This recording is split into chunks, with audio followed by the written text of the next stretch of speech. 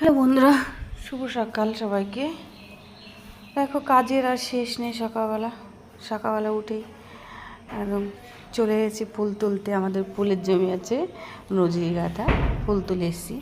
এখনও ফুলটা দেওয়াও হয়নি, বাইরে দাঁড়িয়ে আছে আমার যা ফুল নিয়ে। তো হয়তো আমার ভাসুর যাবে ফুল দিতে। তো এই যে কাজ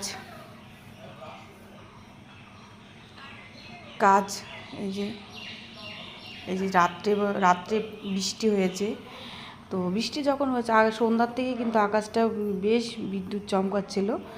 তো চমকাতে এবার পরে বৃষ্টি হয়ে গেল। তো রাতে বুঝতে পেরেছি যে বৃষ্টি হচ্ছে। তো মেয়েদের একটা কাজ না, সকালবেলা হলে বলে নানানটা কাজ। একটা কাজে হাত দেবো আর একটা কাজ করতে যাব।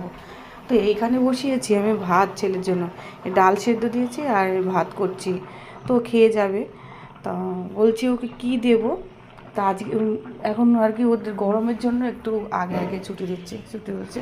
4টে পরোটা হচ্ছে, 4টে ক্লাস হচ্ছে। তো চলে আসছে 12টার মধ্যে চলে আসছে। সকাল একটু 15 মিনিট আগে যাচ্ছে, যেই টাইম ছিল সব।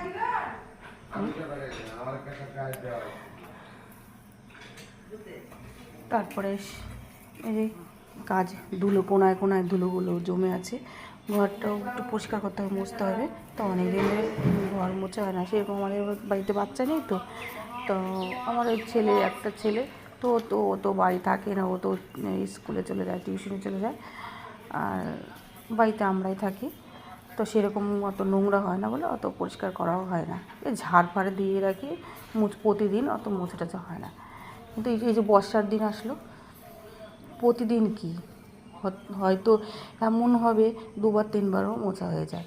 কারণ ঝড় আসবে, সেই হাওয়া ঢুকে আসে। কিন্তু ঝড়ের দিনে কিন্তু হাওয়াটা না বেশ যেখানে হয় গোড়া ঠিক ঢুকে পড়ে, কোথা দিয়ে ঢুকতে হবে। তা ঢুকে একদম নোংরা করে একদম করে নেয়।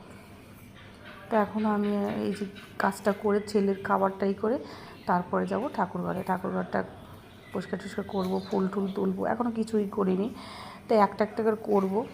তো উঠেছি তো 4:30-র সময়।